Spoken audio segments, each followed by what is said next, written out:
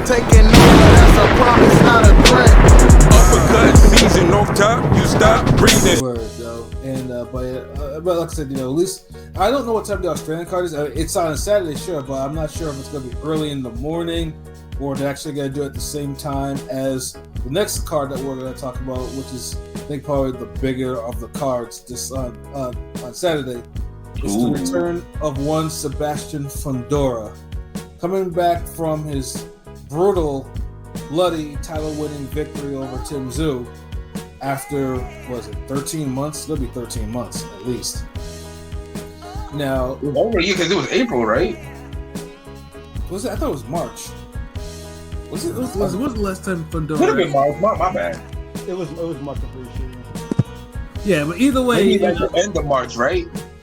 Yeah, and then of course, like, because if you heard our when we recapped it, like, I mean, basically the damage was two-way. Like, I mean, obviously Tszyu, we all know that he was bloodied, and that might actually be an understatement. Real quick, I'll say March 30th. It was March 30th. Yeah. Oh, okay, yes. I feel like it was so late. It almost felt like April. Yeah.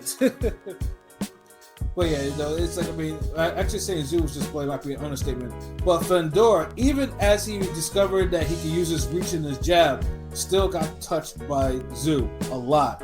And, basically it was getting to the point where dude's nose and mouth were bloody. Like, dude would rise from his stool and blood would just pour out of his mouth, which I rarely see now unless a jaw is broken.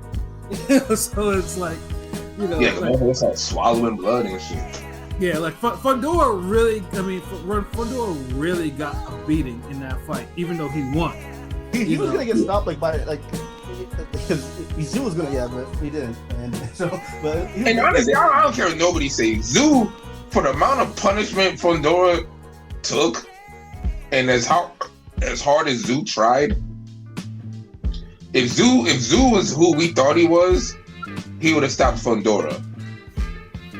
See, I mean, I give him a pass because the blood that basically he was dealing with was, I mean, that was more that was he couldn't see, like, and that was I get that, but what? Look, this is the thing I'm talking about. Like, I get that you have a valid point, but I feel like it's like we're giving him too much credit, and then it's like we're not giving him enough credit. Like he forced the fight of the year, so you was doing something. So you can force a fight of the year, but you can't stop him. You obviously hitting this motherfucker, like. Yeah, I mean, he was doing, and like I said, the Fundora though, like I said, I mean, balls to stay in there and just to keep a jab in his face, and even as he was absorbing like the punishment that he was absorbing, like, and Tszyu just couldn't find any way around the jab. He couldn't do anything with it because, yeah, he gets by the jab. And that's why he lost. He lost more because he couldn't get past the jab than the cut. Yeah. So it's an unfortunate situation, but like I said, it was a hard win. It was a fight of the year, but Fundora has not fought since. So, he's been training though. Yeah, he's been training, but it's like one of those things. Is like Fundora has been a lot of hard fights, like that fight. He got knocked out by Mendoza. I mean, the way he fights he's a fun guy like Ammo, but the way he fights is always fun. But he gets took a lot of punishment as well. Yeah, no, and he's been taking a lot of punishment. Like, I mean, even the fights where he's like won, like the fucking Sergio Garcia fights, or even the Ocampo fights, they were hard fights. The draw with Jamonte Clark. Yeah. Yeah, I mean, that was early though. That was early. I'm just saying. But he still took punch. Yeah. Shit, even Gallimore cracked up some good times. Like with Fundora, like he strikes me as he got that. I hope you'll feel me on this. He got that substitute teacher, librarian swag. Where what I'm saying, he just seems like a nice guy. Him and his sister both seem like nice people. But when they she fights meaner, but Fundora still fights mean because he be ripping them. That's what I'm saying. Like, but when they get in the ring, they're not nice. You know what I'm saying? They're both.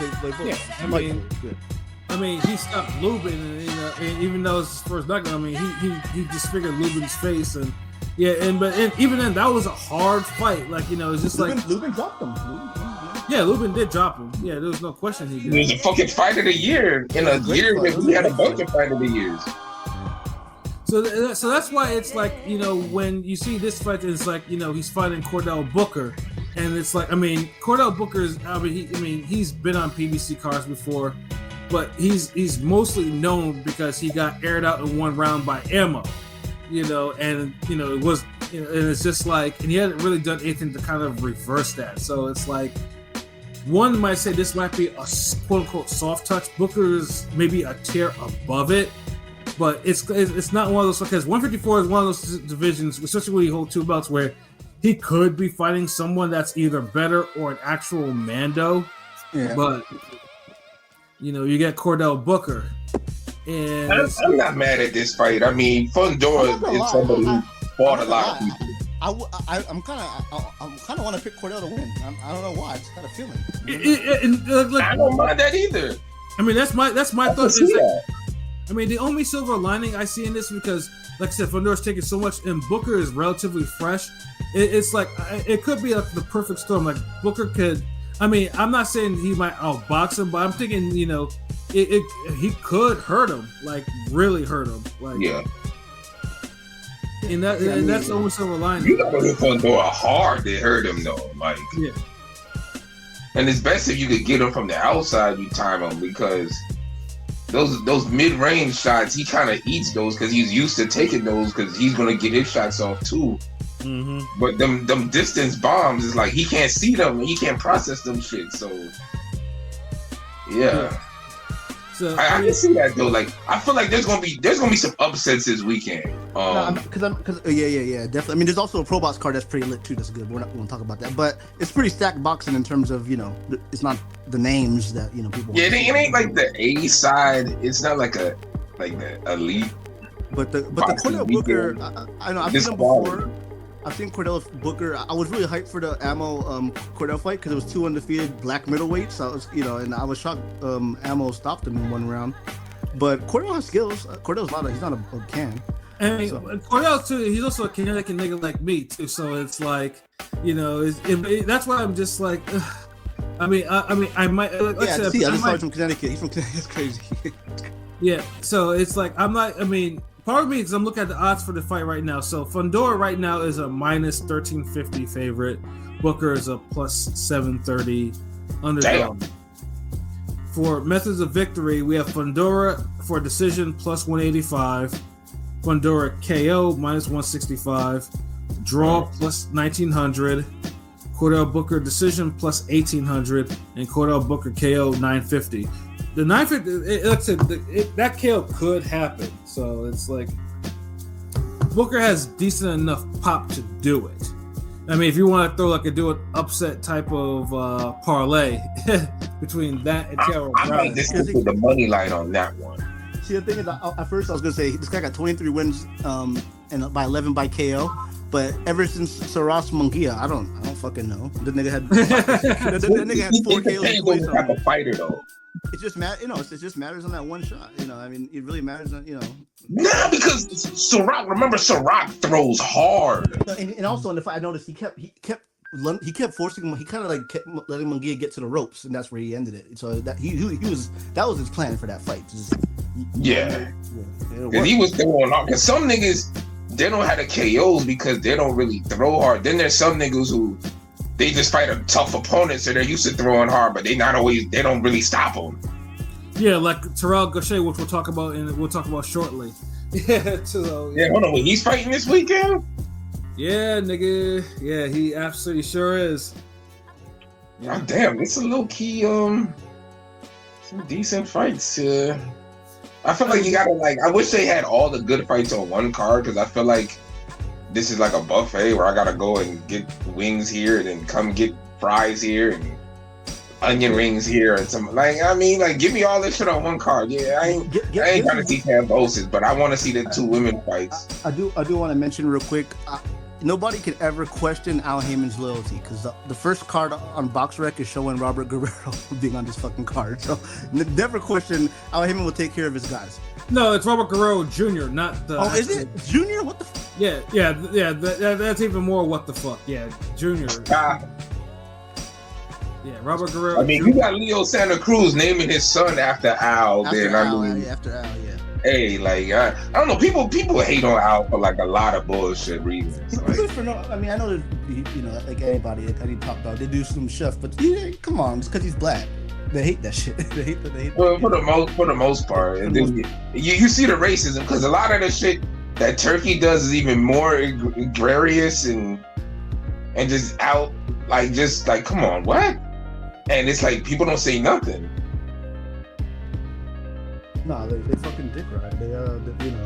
The comments for Turkey's they're just so much glaze. It's fucking donut factory. They're glazing everything this motherfucker do, and it's like okay, everything they do. Yeah. I didn't see when he went on live the other day. I think in the Spaces, and he was talking about doing boxing mangas and all types. I'm like, bro, like y'all niggas is literally like doing shit no one asked y'all for. Yeah.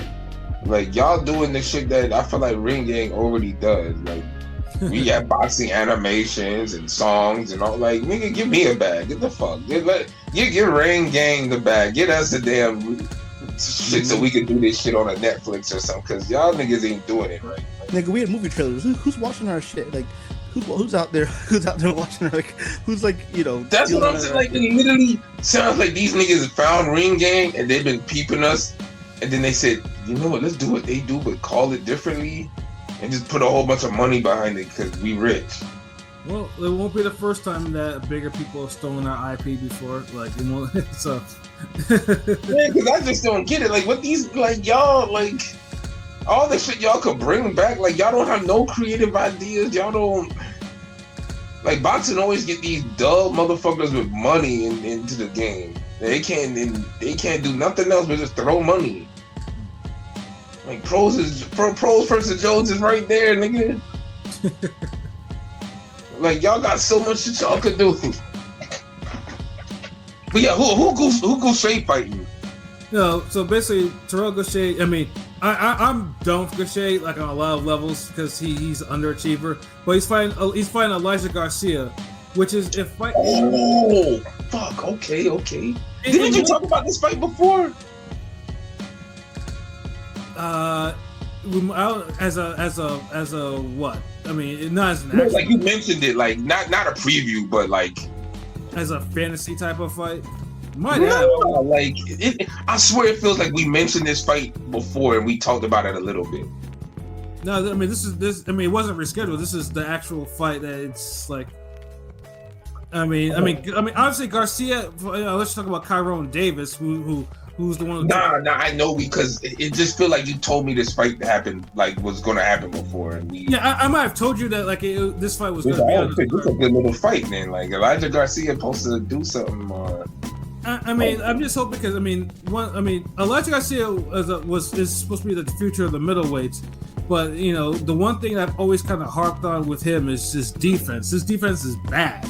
But he has offensive power he has like his arsenal of punches is great, but dude, his defense is his defense zoo bad. It might be truthfully, to be honest, it is. I mean, it's not. I mean, he does. I'm always because for all his fights, I'm like, damn, you can actually block a punch, parry a punch, roll with a punch, duck a punch, and when I said about a fighter, that means his defense ain't that good. Now, hold on, because I didn't even hear your answer. Like it cut off or something. Is his defense zoo bad? It's close. I mean, I agree. It is close. It's not as bad, but it's getting there. Yeah. It's because the only difference is he just hasn't been KO'd yet. But he lost his 0 to Tyrone Davis, who outboxed him. So no, when I say like, is it bad? Like I'm saying in the sense like, is he as hittable as Zoo is? Like with clean punches, and I think he like is. Not all the way there, but he's almost like yeah. And it's one thing to get hit by jabs, but it's another thing where you're getting hit clean by niggas' best shots, like left hooks and uppercuts and right hands, and it's like, oh damn, nigga. Now, and now with someone like Gashaw, I don't think that's gonna be a threat because Gashaw, although he punches hard, he's not a combination puncher. That's he doesn't punch a lot either, which is what kills me because Terrell Gashaw could have been something more than he is if he learned how to throw his fucking hands. Like he gave Zoo a hard fight, and in turn, to Zoo nearly KO'd him. So it's like. He rocked Lubin late, and he gave Trout hell. Early. The thing is, Fundora don't have that pop. I know he always do more. Damn. That's why I kind of figured Spence if that fight ever happened last year. But yeah, so y'all picking Alexis Garcia then? Just off it because Gashaw does. I cannot see Gashaw. Throwing combination. If Gashaw threw a combination of Garcia, then I would think something upset could be brewing. But Garcia's going to outwork him. Now, who's Garcia fighting? My bad, I stepped away. Who's Garcia fighting? Terrell Gashaw. Who do you look? Wait, did he lost to Chiron? Okay. Oh damn. Okay, that's interesting. Well, he has a new trainer. I think he got Bob Santos as a trainer now. So I'm hoping he's back on track because he blew weight. That was crazy to me. Yeah, he did blow away. I remember that. Yeah. No, he was like, I remember watching a little interview, and he was like, his mom and his sister were cooking for him. He had the family, coming throughout the family type of thing. I'm like, how are you missing weight at 21 years old, 8 pounds over? Like, what the fuck? And you're like number one. They were lining you up to get a belt, fight Lara or Adonis, and you fucked that up. Yeah, I know we talked about it because we was literally saying that. Like, we was talking about like, yo, these niggas is trying to give Elijah Garcia the bag. Like, and then you know what it is? Yo, Pat, I remember now. I think we was talking about Jose Ramos and all of them. Mm-hmm. And then how he lost. Oh, Jesus Ramos. Yes, my bad. Jesus Ramos lost. And then it's like, you could tell like Elijah Garcia was supposed to be the next guy. And then he lost. And it's like, God damn. They were trying to find a little Mexican American that was a 154, 160, but both of them fucking lost. Both of them. Yeah, and with Gashaw, for all of his shortcomings, he's hard to KO. So he's only been down. Laura's the only one to really decisively, truly beat Gashaw like that, like really beat him. Zoo dropped. No, Zoo, he didn't even know he dropped Zoo, but Zoo. No, he dropped Zoo though. But Laura was the one that actually schooled him. Laura, Laura, the one who, even though I felt like Goucher was competitive with Laura, he won some rounds. He hurt him twice in the middle. Laura still handled Goucher like he still outboxed him cleanly, where it was no doubt. Like it wasn't like a struggle. Like. Yeah. Where everybody else seems to struggle with him, and dude don't be punching like that. Yeah, he punches hard, but he don't be punching like that. It's just like, he's a difficult guy to he's a difficult guy to prepare for a fight, and you have to be careful. You can't just get hit by him like that. Because he doesn't open up. His defense is solid. He has a chin, so if you do hit him, he knows how to cover up well. He keeps his hands to his face, so he's basically like a B- in everything, which gives him a B overall. Like he's not. Yeah. The B+ player. Yeah, so basically, if Elijah Garcia stops him, it would mean something because he would be doing something that Zoo and Adamas and Lubin and Laura couldn't do, and Trout. And it would mean something if Goucher stops him because it's like, wow, and the thing is, it's a winnable fight for both guys. Because Garcia is hittable enough when he's active. Yeah. So will we have chances to damn clock him? Can he do it? Find out on the next Ring Gang Fighter Z. And then the last fight on the main card would be one Jesus Ramos, who we just mentioned. And originally he's getting a new opponent. He's facing Guido Emmanuel Schramm, who is known for last year for getting brutally knocked up by Vladimir Hernandez on Pro Box. Oh yeah, dude! I think I got that on TikTok. Vladimir Hernandez is on the Pro Box this Saturday too. It's kind of interesting. Yeah, that was a crazy knockout. That man was incredible. Oh wow, 7 degrees of separation ass podcast.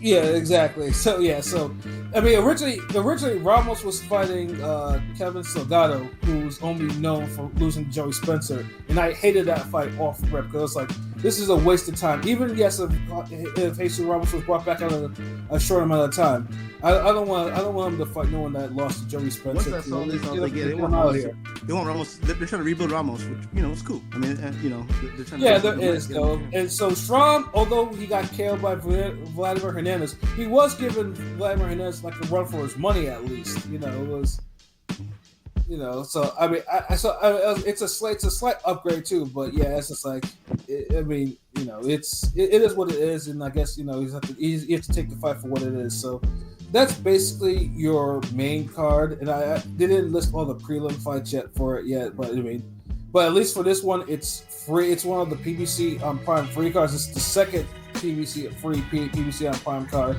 So I think it starts at 8:00 too. So yeah, PBC be having the perfect time for fight. They know, like, look, man, when 11 o'clock comes, we need to start getting to that main event. Especially the free joint. The free joint's in early. Definitely, yeah. In early. I mean, it'll probably the main event will probably happen by like 10:30 or something like that. Yeah, that's cool because it's not the biggest event, but yeah, like they kind of taper it where it's like the Zoo Balcom card low key was real. I know people complain about the matchups, but it was a good card. It was pretty entertaining card overall. No one's complaining about the match. I mean, even me, I would have complained, and I said no, this was good. Yeah, no,